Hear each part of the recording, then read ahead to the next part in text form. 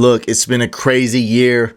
It's been a crazy week in football, but we have a lot to be thankful for. We don't have to wait for Thanksgiving to be thankful for things. Be thankful we actually got football. Be thankful we actually got quality tight ends to add, quality running backs to add this week. These are my Week 5 waiver wire pickups.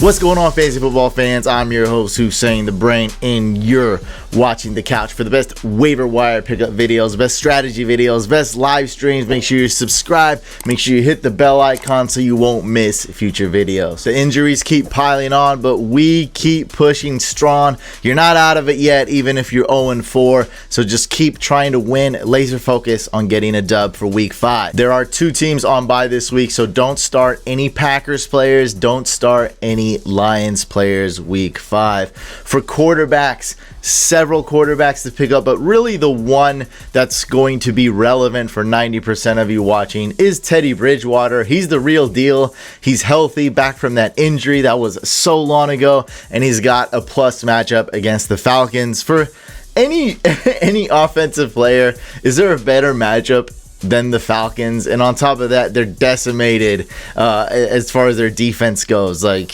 oh my god, Dan Quinn's probably gonna get fired soon. Seems like a nice guy, but probably not the best head coach for that team.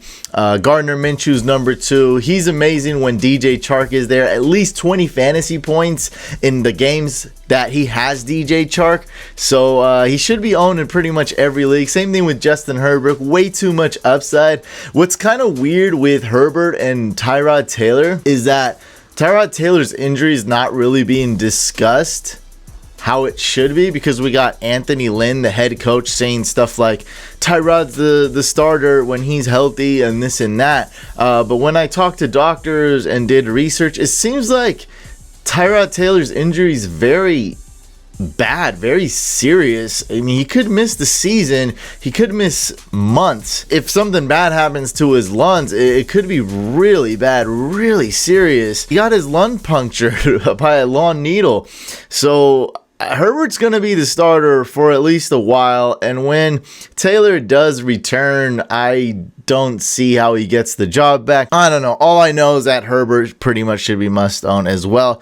Matthew Stafford's back with Gallatron. He's on bye though. Jimmy G should be returning from injury really soon. I'd say this week. Daniel Jones might bounce back against the Cowboys. Maybe not. Joe Flacco's probably going to start for those of you in Superflex and dual QB leagues. Tua not going to start this week. Maybe in the near future though. Hopefully not. I have him in Dynasty. Please redshirt him. Treat him like Mahomes his first year. Look how Mahomes turned out pretty good. Jameis Winston needs to be added in Dynasty formats. Drew Brees losing arm strength. This is probably his last year playing. Why would he play another year? Jarrett Stidham probably the starter for the Patriots, although Cam Newton might come back sooner than later. He's asymptomatic and a few negative tests, and he'll be back pretty soon. But still, I'm just gonna say Brian Hoyer's probably not gonna be starting over Stidham. For running backs, a few quality pickups. You might be surprised to have Latavius this high, but let me explain.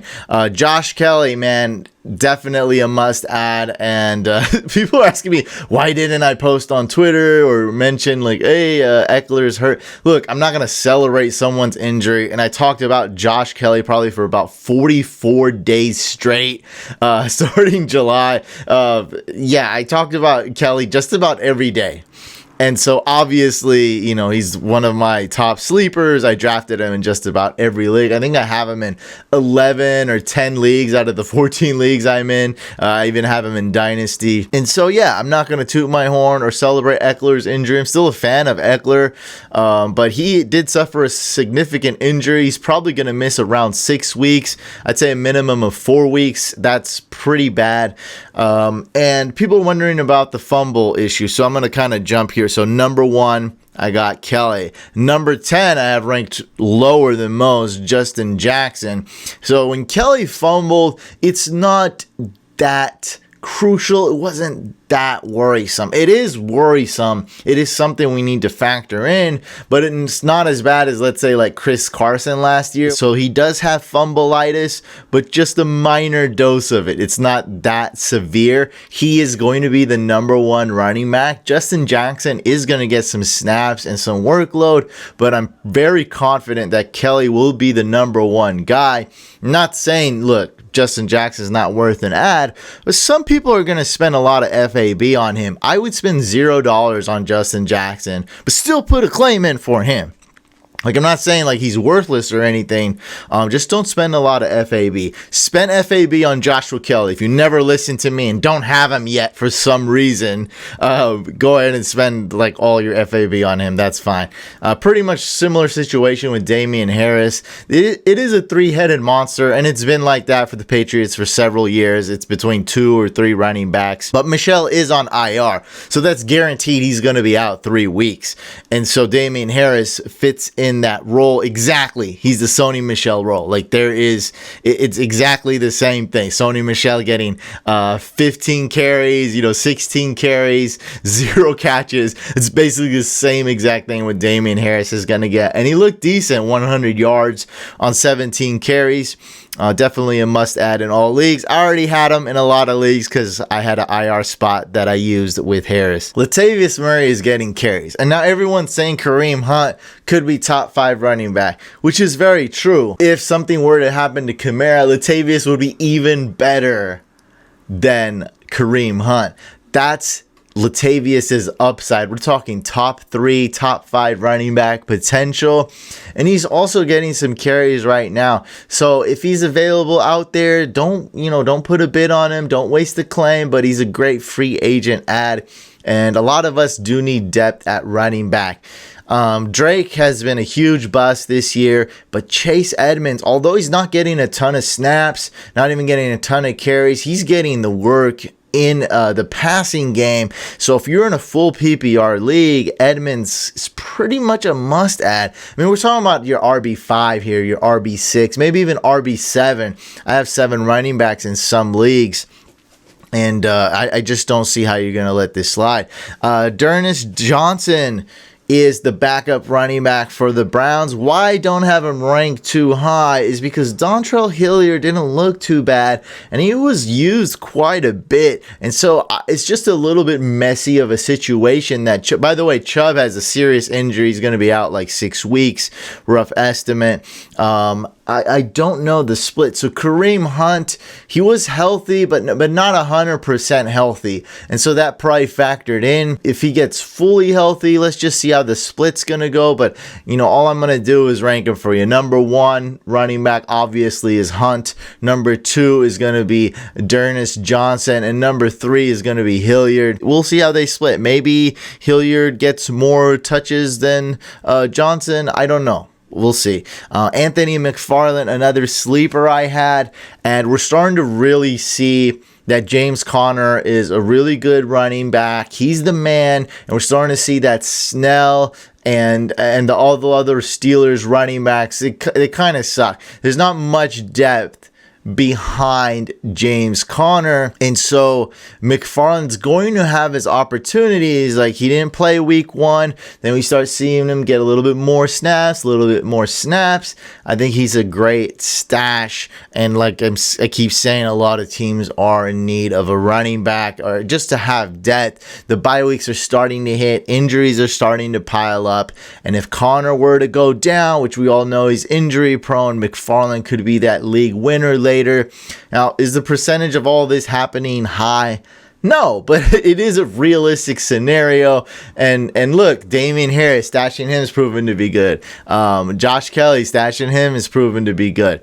And the list goes on and on. That's why I got Latavius. That's why I drafted Kareem Hunt in 3 leagues, maybe 4 leagues. I got him in a lot of leagues.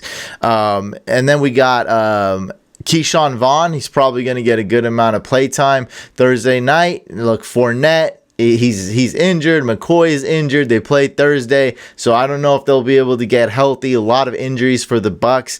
I love Keyshawn Vaughn as another stash in case these injuries keep lingering, and this year there's a lot of injuries. Philip Lindsay's injured, but he'll probably be back within a couple weeks. He's not a great start or anything, but I got him here. If you got an IR spot, he's definitely worth stashing on that IR spot, and it doesn't waste any room on your bench. Malcolm Brown I got here. What I've been telling you guys, Sean McVay's a snake. He's not to be trusted. Everyone was on the Darrell Henderson hype, but when we looked at it, it was an even 50-50 split as far as snaps goes with Brown and Henderson. And although Brown's not the flashy running back, he's a pretty good fit on that team. Like, he works. Look, I don't know why they don't give Henderson more carries and why he's not scoring more fantasy points, but that's McVay, and it's been working for that team. They have a lot of wins. They're doing pretty well. Just know it's a running back by committee. Cam Akers also slated to come back week 5. Really, I got like 15, 16 wide receivers, and there's not a big difference between any of them. I'm just going to be straight up with you. T. Higgins, he was drafted to replace AJ Green, and I think that's happening a little sooner than we thought. It started happening like week 2. Burrow's the real deal. T. Higgins is going to be that number 1 wide receiver for that franchise starting next year, maybe starting this week. So I got to rank him number 1. Alshon Jeffrey is injured, but he could be back this week or next week. Definitely worth an add, as we know Eagles wide receivers are always hurt. Can Alshon Jeffrey get healthy, play, and then get injured right away? Yeah, that's a scenario right there, but hey, what are you going to do? Christian Kirk has really solidified himself as the number 2 option for that Cardinals team in the pass game. And although it's not saying much because Hopkins gets so many targets, maybe defenses start focusing in to stop Nuke, and Christian Kirk gets wide open on a couple big plays. We'll see. Cole Beasley, very consistent, very good because he's got Josh Allen, very accurate quarterback, throwing him the ball. Brandon Ayuk, we've seen a lot of flashes of him. It's not the best redraft wide receiver to have, but he's so talented. I just have to see. I'm very curious to see what he can do, and I'd rather have him on my roster than off my roster. Laviska, similar to Ayuk, he's being used a lot. Probably the second best wide receiver to roster on that Jags team. Hunter Renfrow, ladies and gentlemen, the number 1 wide receiver for the Raiders.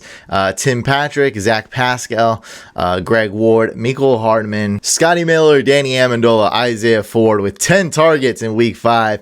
N'Keal Harry, who could be, I could rank him 6, 7, 8 spots higher or leave him right here. Damiere Byrd, 10 targets, who seems to be the deep threat for the Patriots passing attack. Traquan Smith, the number 2 wide receiver for the Saints when Michael Thomas comes back. Olamide Zaccheaus, who was the number 1 wide receiver for the Falcons this past week. And Denzel Mims could be coming back. And Jets wide receivers and tight ends I don't like, but except for Crowder, he's been pretty good. Other than that, who knows what's going to happen there.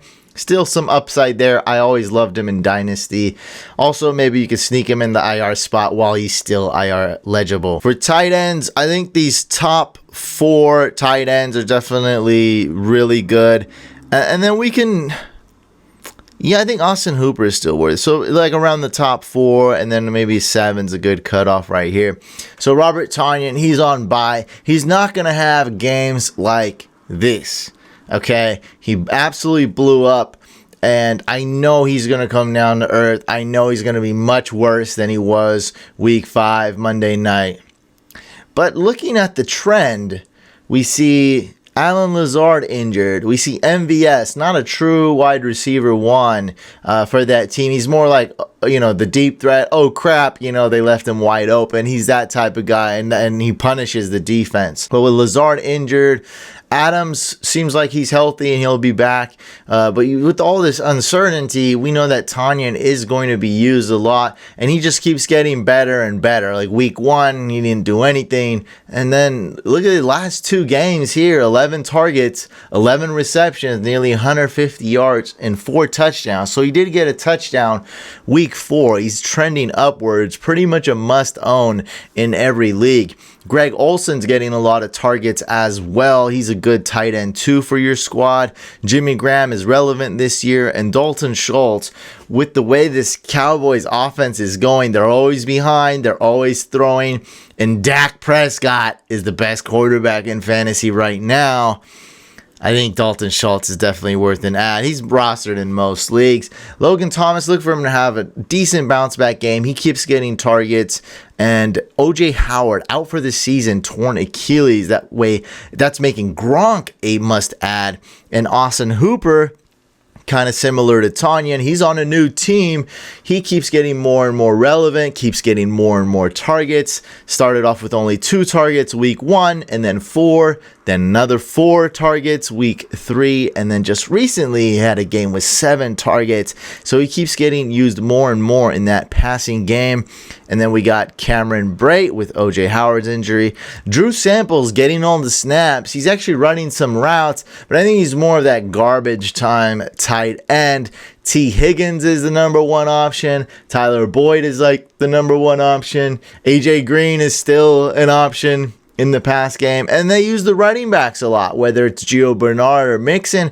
I think we're seeing more of a shift to Mixon now, but the Bengals use the running back position a lot to throw to, and then comes Drew Sample. So Drew Sample is the 5th option in this pass game, and just stay in block or just be a check down target for Joe Burrow. So he's still worth considering in deep leagues, but other than that, I mean, I think I'll probably drop him in my 12-team league. And we have Eric Ebron, Tyler Eifert, Kyle Rudolph, Darren Fells if Jordan Akins is out with a concussion. Defenses. Steelers D is matchup proof. They need to be added, and I know it's 90% rostered, but some people dropped them because of the bye week, and they're worth an add. This defense could be worth a claim. It could be worth some FAB. They're that good. You got them. You start them every week, and you're set. Because even in the games where they're losing or they're doing bad, they can still rack up fantasy points by getting sacks, turnovers. They're just going to be making plays every game, all day, every day. And of course, Cardinals D, which I picked up like 2 weeks ago, seeing that they play the Jets, they got a couple good matchups here. And you got to start every defense against the Jets. Patriots D going against a Drew Lockless Broncos. That sounds very sexy, very appealing. Chiefs D is the real deal going against the Las Vegas Raiders. Bears D is going against the Bucks. Not one you want to depend upon, but the matchup could be good if the Bucks are banged up. Literally all their wide receivers are injured. Their backup running backs injured, and their third string running backs injured. So a lot of injuries on that offense. OJ Howard is out, and so keep tabs on that. The Bears D could be a good spot start in a messy, crazy Thursday night game where we don't know what's going to happen. Bears D could get you 0 points. They could get you like 12, 14 points. I don't know. Could be worth it though. Broncos D, decent start if Cam is out this week. Browns D going against the Colts. I don't like Phillip Rivers. He can't throw the ball anymore. Dolphins D going against the Niners. This is super deep league territory here. Niners are a bit banged up. Dolphins D not to be trusted, but they do have some upside if guys like Jimmy G and Mostert are out. And we have Seahawks D going against the Vikings. Chargers D. Is Mike Thomas playing? Might want to know if you're thinking about starting the Chargers D. Saints D going against the Chargers in that same game. Now, Saints defense is pretty banged up, so I wouldn't start them if guys like Lattimore are out. So make sure they're healthy if you're thinking about starting them. And then in super deep leagues, one of these teams is going to win unless it ends in a tie, which, is very likely for a game like this. Cowboys D is going to redeem themselves, or the Giants offense is going to redeem themselves. I don't know what's going to happen, but the matchup is great for the Cowboys D. They've they've been pretty embarrassing though, so it's not to be trusted by any means.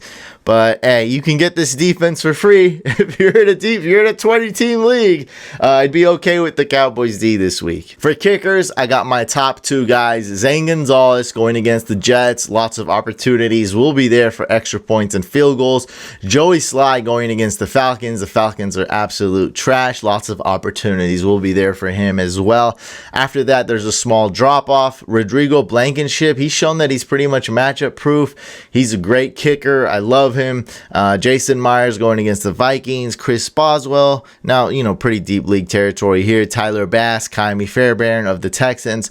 Michael Badgley, Sam Sloman of the Rams. Nick Folk, not a big leg. He's probably past his prime, but still fairly accurate and dependable. And then we got Dan Bailey, who's pretty much the same as Nick Folk, probably past his prime, but very accurate though. He's very reliable, just may not have a ton of upside because he's on the Vikings. A big shout out to our 3 new patrons, Oryx, Nestor, and Cooper. Welcome to Patreon. If you guys want to join and help support the couch on Patreon, you get lots of cool perks like early access to my waivers, early access to my complete DFS list. You get priority when asking me questions. You can message me on there or post a comment. You also get access to exclusive videos, and best of all, every Friday evening I go live on there as a Patreon only live stream. I do the live streams you guys want me to do. We've been doing a lot of hack my lineups for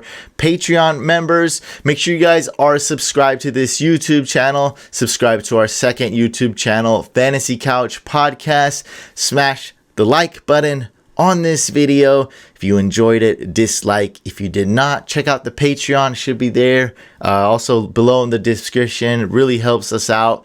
See you guys on the next video / live stream.